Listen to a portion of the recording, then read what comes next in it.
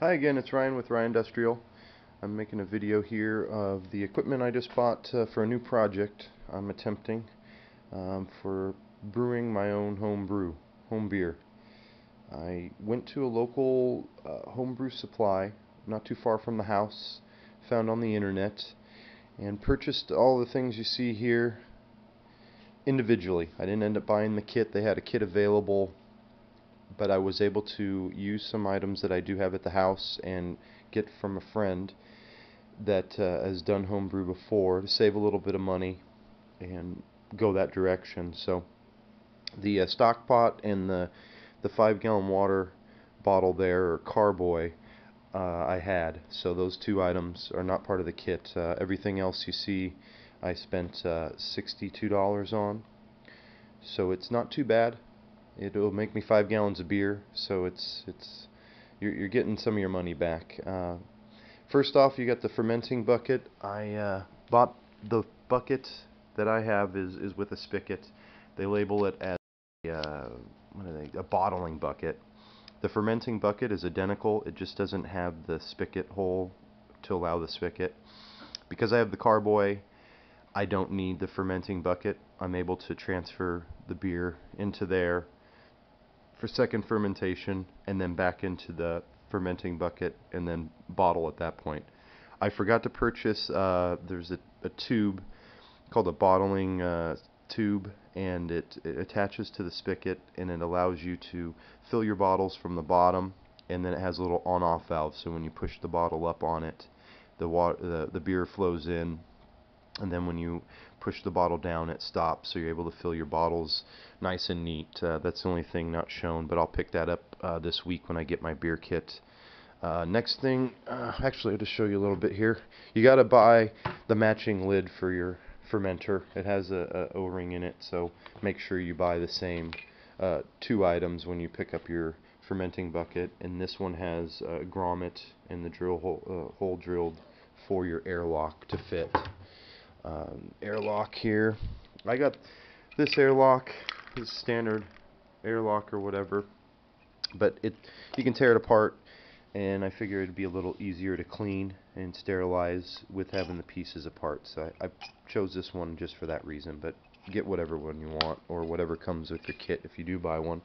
I did get a stirring spoon, extra long handle, so that way I can get at the bottom of the fermenting bucket when I'm stirring up the wort and mixing in the water, and then I has enough room up on top so my hand isn't in the beer. You don't want to touch the beer with your hands. You want to keep everything as sterile as possible. I needed a carboy brush, or a keg brush they call it. Fits in there and works great. If you don't have a carboy, you don't need that. The only thing they recommend is just not to use an abrasive sponge or cloth to clean your utensils or your fermenter or carboy. You don't want to develop any scratches because it gives bacteria an area to start growing, and you would have to replace those items if that did happen. So wash them well, but don't scratch them up. I did get this one-step sanitizer, or a no-rinse sanitizer they call it. It didn't come with a reusable container, so I just grabbed something I had. It's a powder form, so I marked it well, and then I did put the instructions on the inside of the cap so I remember how to mix it properly when I go to sanitize. I got a floating thermometer. I didn't have a thermometer, so I just ended up buying one while I was there. If you have a thermometer, you don't have to necessarily purchase this. As long as it's clean and you can sterilize it, it's got to be completely sterilized. You're going to have to submerge it in water, as long as it's waterproof, and you can use that. But if you get into the homebrew thing, maybe just designate one thermometer just for your homebrew, not use one for your kitchen as well as the homebrew. Lastly is the hydrometer. The hydrometer is used to measure how many sugars are available in your wort for your yeast to consume. When the sugar's there, the yeast consume the sugar and release CO2 and alcohol. So by knowing your specific gravity tells you how much sugar is available for your yeast, and there's a scale on line. This one does come with a scale inside, a piece of paper, so you can do your calculations, but it will tell you your ABV, your alcohol by volume. So get familiar with this. I just put some water in the test tube here that I purchased as well. Did a specific gravity reading with just the water. Water is 1.000. And then poured a little sugar in there, shook it up, and did it a couple times, and watched the hydrometer change height. It'll float higher the more particulates or the more sugar that's in there.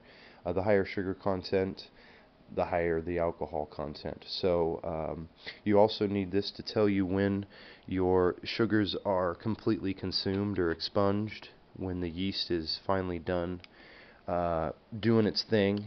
And at that point you can take your first reading before you started fermentation, and the reading when fermentation is complete, subtract those, and you're able to get your distinct reading for how much alcohol. If it's 4.7 or 5.1, you'll be able to get the exact reading. Most kits will have the exact amount of sugar you'll need with the malt extracts, so it'll be dead on for the type that the brew kit is acquiring, since you're not making it yourself. But this will exactly tell you how much alcohol is in there, so that will be needed for sure. So pick one of those up. But everything here is what you're going to need. Basic kit for doing a malt extract kit. I'm not going to do an all grain or a partial grain at first. I'm going to do a malt extract kit. So the difference is your ingredients, where you get your sugars and where you get your flavors, if it's from grains and spices and actual dried items, or actually just from an extract that a company makes and sells in a can. So do some YouTube searches, watch as many videos as possible, become familiar with it like I did. I can recommend a guy, his channel is CraigTube on YouTube, and he's got a lot of great videos and a lot of information on brewing basic kits like this. He doesn't do an all grain brew, but that's a lot more money on equipment and not yet where I want to be. So this is just a basic identification of what you're looking for if you do have a homebrew supply and you don't want to just buy their kit, buy it individually like this. Just an idea of what things look like, and I'll go into more detail when I go to brew the process of how to get your wort started and add your water and your temperatures and pitch in the yeast and stuff. And then I'll also post a video on when it's all done. Hopefully it turns out awesome. And I'm not sure what type of beer I'm going to do yet, what beer kit I'm going to get. So this week I'm going to go pick up the kit, and the next Saturday, today's the 17th of March, I'm going to do it next Saturday, and then hopefully in a couple weeks. They say it takes about 20 days from the time you start your brew to drinking it by bottle. So in about 20 days I'll post another one, and hopefully it turns out great. So hope this video helps out. Thanks again to all the people on YouTube with their great videos that gave me all my knowledge and understanding of homebrew, and hopefully this will help out a little bit as well for you. And that's about it. So thanks for watching. Talk to you soon.